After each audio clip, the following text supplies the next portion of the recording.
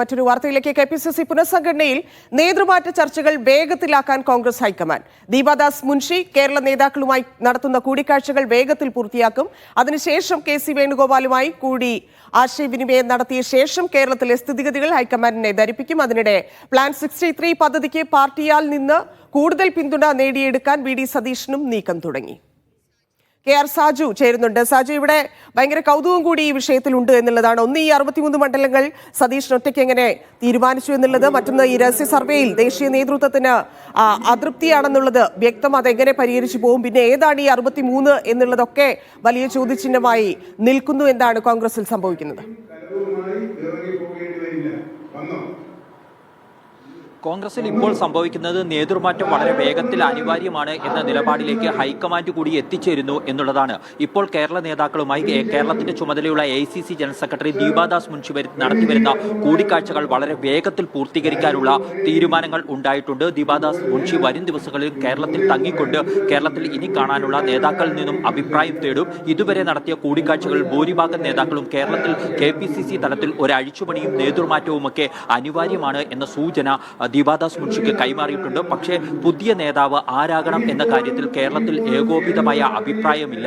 അതുകൊണ്ട് തന്നെ ഇപ്പോൾ നടക്കുന്ന കൂടിക്കാഴ്ചകൾ, ഒപ്പം തന്നെ ഈ കൂടിക്കാഴ്ചകളിലൊക്കെ തന്നെ KPCC അധ്യക്ഷനും പ്രതിപക്ഷ നേതാവും തമ്മിലുള്ള ആശയവിനിമയത്തിലെ തകരാറ്, ഏകോപനത്തിലെ പ്രശ്നങ്ങൾ, ഇവർ തമ്മിലുള്ള അകൽച്ച എന്നിവയൊക്കെ പരാതികളായി വിവിധ നേതാക്കൾ ഉന്നയിക്കുകയും ചെയ്തിട്ടുണ്ട്. ഈ സാഹചര്യത്തിൽ ഈ കൂടിക്കാഴ്ചകൾ പൂർത്തിയാകുന്ന മുറയ്ക്ക് സംഘടനാ ചുമതലയുള്ള general secretary AICC general secretary KC വേണുഗോപാലുമായി കൂടി ദീപാദാസ് മുൻഷി ചില ആശയവിനിമയങ്ങൾ നടത്തും. അതിനുശേഷം ഒരു റിപ്പോർട്ട് തയ്യാറാക്കി മല്ലികാർജുൻ ഖാർഗെ അടക്കമുള്ള ഹൈക്കമാൻഡിന് കൈമാറുക എന്ന തീരുമാനത്തിലേക്കാണ് കാര്യങ്ങൾ നീങ്ങുന്നത്. അതിനു പിന്നാലെ കേരളത്തിൽ ഒരു നേതൃമാറ്റം KPCC ഉണ്ടാകുമെന്ന കാര്യം ഉറപ്പാണ്. അതിനു ഇടയിലാണ് തന്റെ നിയമസഭാ തെരഞ്ഞെടുപ്പ് മുന്നൊരുക്ക പദ്ധതിയായ മിഷൻ 63യുമായി കൂടുതൽ സജീവമായി മുന്നോട്ട് പോകാൻ പ്രതിപക്ഷ നേതാവ് തീരുമാനിച്ചിരിക്കുന്നത്. നേരത്തെ രാഷ്ട്രീയകാര്യ സമിതിയിൽ എതിർപ്പുണ്ടായതിനെ തുടർന്ന് അവതരിപ്പിക്കുന്നതിൽ നിന്നും സതീശൻ പിൻവാങ്ങിയിരുന്നു. എന്നാൽ ഇത് അവതരിപ്പിക്കേണ്ടതാണ് എന്ന നിലയ്ക്കുള്ള ചില അഭിപ്രായങ്ങൾ പാർട്ടിക്കുള്ളിൽ രൂപം കൊണ്ടുവന്നതിന് പിന്നാലെ ഈ പദ്ധതിക്ക് കൂടുതൽ പിന്തുണ നേടി വിവിധ നേതാക്കളുമായി ഒറ്റപ്പെട്ട ആശയവിനിമയങ്ങൾ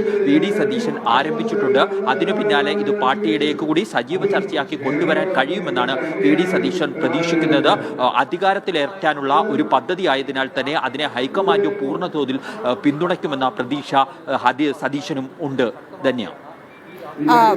പക്ഷേ അത്തരത്തിലൊരു സപ്പോർട്ട് സതീഷിന് ഈ വിഷയത്തിൽ ഇപ്പൊ സാധാരണ ലോക്സഭാ തെരഞ്ഞെടുപ്പാണെങ്കിലും സംസ്ഥാന തെരഞ്ഞെടുപ്പാണെങ്കിലും ഒക്കെ ഹൈക്കമാൻഡാണ് ഈ വിഷയത്തിൽ ഏതൊക്കെ മണ്ഡലങ്ങളിൽ കൂടുതൽ ശ്രദ്ധ കേന്ദ്രീകരിക്കണം എന്നൊക്കെയുള്ള കാര്യങ്ങളിൽ തീരുമാനമെടുക്കുക. ആ തീരുമാനം പ്രതിപക്ഷ നേതാവ് എടുക്കുന്നു, അത് നടപ്പാക്കാൻ പോകുന്നു എന്നൊക്കെയുള്ളതിൽ സ്വാഭാവികമായിട്ടും ഹൈക്കമാൻഡിന് ഒരു അതൃപ്തിയല്ലേ വരേണ്ടത്?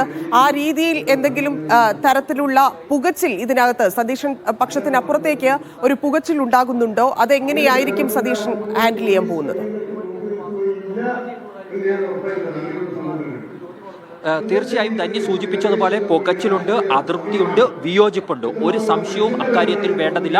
സതീശൻ സ്വന്തം നിലയ്ക്ക് എങ്ങനെ ഈ 63 മണ്ഡലങ്ങളെ നിശ്ചയിക്കുന്നു എന്നതടക്കമുള്ള ചോദ്യങ്ങൾ രാഷ്ട്രീയകാര്യ സമിതിയിൽ KC വേണുഗോപാലിനൊപ്പം നിലയുറപ്പിച്ചിട്ടുള്ള AP അനിൽകുമാറാണ് ഉന്നയിച്ചത്. അത് തന്നെ വളരെ കൃത്യമായ സന്ദേശമാണ്. ഹൈക്കമാൻഡിനെ മറികടന്നുകൊണ്ട് മുന്നോട്ട് പോകേണ്ടതില്ല എന്നതടക്കമുള്ള സന്ദേശം നൽകലായി കൂടി അത് മാറിയിട്ടുണ്ട്. പക്ഷേ അതിനുശേഷവും ആശയങ്ങൾ അവതരിപ്പിക്കേണ്ടത് രാഷ്ട്രീയകാര്യ സമിതിയിലല്ലേ എന്ന ചോദ്യം വിവിധ വിഭാഗങ്ങളിൽ നിന്ന് തന്നെ കോൺഗ്രസിൽ സജീവമായി വന്നു. സ്വാഭാവികമായും അത് തനിക്ക് കിട്ടിയ ഒരു പിന്തുണ എന്ന നിലയിലാണ് പ്രതിപക്ഷ നേതാവ് VD സതീശൻ കണക്കാക്കുന്നു. അദ്ദേഹം മുന്നോട്ട് പോവുകയും ചെയ്യുന്നത്. ഇന്നലെ നമ്മൾ AICCയുടെ കേരളത്തിന്റെ ചുമതലയുള്ള ജനറൽ സെക്രട്ടറി ദീപാദാസ് മുൻഷിയുടെ ഒരു പരാമർശമുണ്ട്. ഒരു സർവേ ദേശീയ നേതൃത്വം നടത്തുന്നുണ്ട്, അത് പൂർത്തിയായിട്ടില്ല, അത് വരും മാസങ്ങളിൽ പൂർത്തിയാകും, അതിനുശേഷം അതിനനുസരിച്ചുള്ള തീരുമാനങ്ങൾ ഉണ്ടാകും എന്ന കാര്യം. പക്ഷേ കേരളത്തെ സംബന്ധിച്ചിടത്തോളം അടുത്ത നിയമസഭാ തെരഞ്ഞെടുപ്പിൽ അധികാരത്തിലേക്ക് എത്തുക എന്നത് കോൺഗ്രസിനെ സംബന്ധിച്ച് വളരെ പ്രധാനപ്പെട്ടതാണ്. അപ്പോൾ സ്വാഭാവികമായും ഉരുത്തിരിഞ്ഞു വരുന്ന ആശയങ്ങളൊക്കെ പരിഗണിക്കേണ്ടി വരും ഹൈക്കമാൻഡിന് അടക്കം. അതിൽ സതീശൻ മുന്നോട്ട് വെക്കുന്ന ആശയത്തിന് വളരെ പ്രാധാന്യമുണ്ട്. പ്രത്യേകിച്ച് ഇപ്പോൾ 21 സീറ്റുകളിലാണ് കോൺഗ്രസ് ജയിച്ചിരിക്കുന്നത്.